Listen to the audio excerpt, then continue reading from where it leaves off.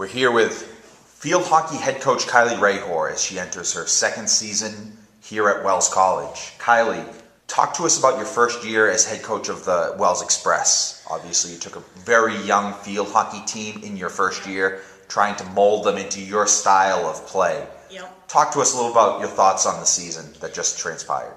We had a good season considering we were very young. We're only graduating one senior, and we have one rising senior, and the rest were freshmen and sophomores, predominantly a big sophomore class of about 8, 4 freshmen coming in, including our goalkeeper, which is a pretty key position.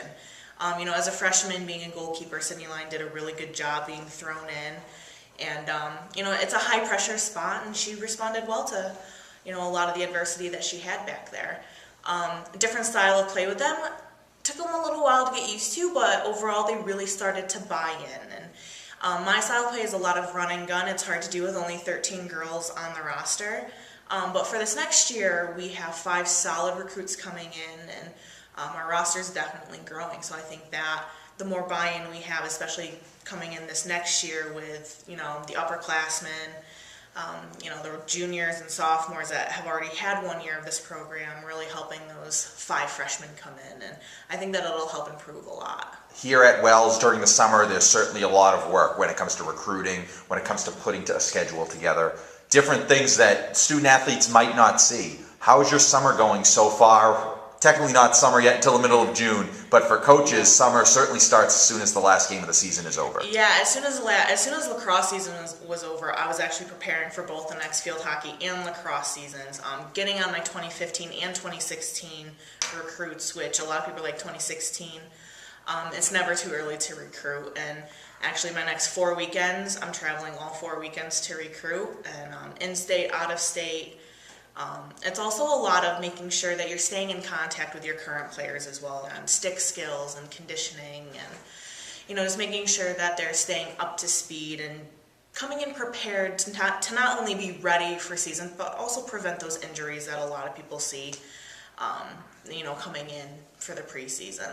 And you mentioned recruiting. When you recruit a student athlete to fit into your brand of field hockey, what sort of characteristics are you looking for? What is a characteristic of a Kylie Hrehor coached Express team? First and foremost, I always want to look for the student who's going to be self-motivated, because for Division III, you don't get paid to play. You play because you love the game, and a lot of that is self-motivation. So I always look for those motivated kids that are, doing extra. They're not just playing a sport. They're in, the choir at school, or they're in student council. Something else besides, so they become a well-rounded person. I also look at their academics. Academics is the first thing we look at, because first and foremost, they need to fit into the Wells College culture and then fit into the field hockey culture.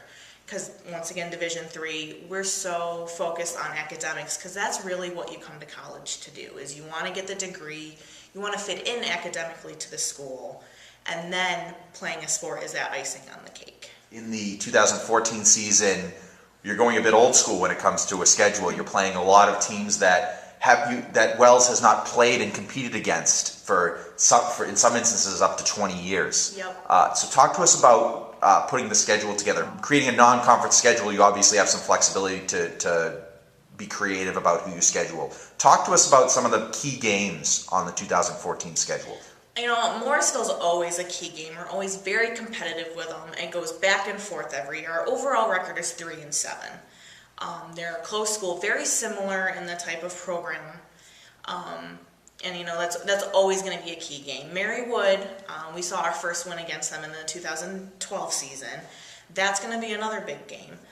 We're also reestablishing some rivals with Ramapo, Goucher, St. Lawrence, since I don't think we've played since the 80s, and we're picking up some new opponents. We've never played Riviere. We're playing Ferrum out of Virginia, which is a first-year program. And I'm also looking to do the same every year, is revamp the schedule and, create a schedule that's going to be competitive for us and also competitive for the teams that we're playing. Wells is one of the few Division III programs in the region that still plays on a grass field. And looking at the home record for the teams across the past few seasons, it's something that Wells has taken advantage of playing on the athletic association field. For you as a coach, how do you prepare your team to play on a grass field and then transition to play on a turf field? How do you use that to your advantage when another team comes in? Yeah, I mean, it's always an advantage. A lot of schools have that FieldTurf, which is that perfect in between an AstroTurf, which is what it's really meant to be played on, and then a natural grass field like we have. You know, coming in, we know the grass field very well. We know where the problem areas are. Turf teams aren't going to really know how to certainly adapt unless they have a grass practice field that they can go practice on before they come here. And it's a lot easier to adapt going from grass to turf than it is from turf to grass. The skills are the same, but there's little nuances of the skill that you need to change in terms of dribbling and hitting. And obviously the ball's going to move a lot slower on grass. We can use that to our advantage in recovery. Knowing that our hits once we get on turf might be a little bit harder than some of the other teams because, you know, every other game we have to work that much harder through the natural grass rather than on turf. What are some of your early expectations when it comes to your team's performance? Not so much from a wins and losses perspective, but something that you would really want to improve on from the 2013 squad to the 2014 squad. You know, we improved a lot from the 2012 to the 2013 in some small areas. We scored more goals, we had a better shooting percentage and a better shot on goal percentage. Some of the things I'm looking to also increase is the number of corners we get, and we're going to try to decrease the number of shots that we allow and goals that we allow.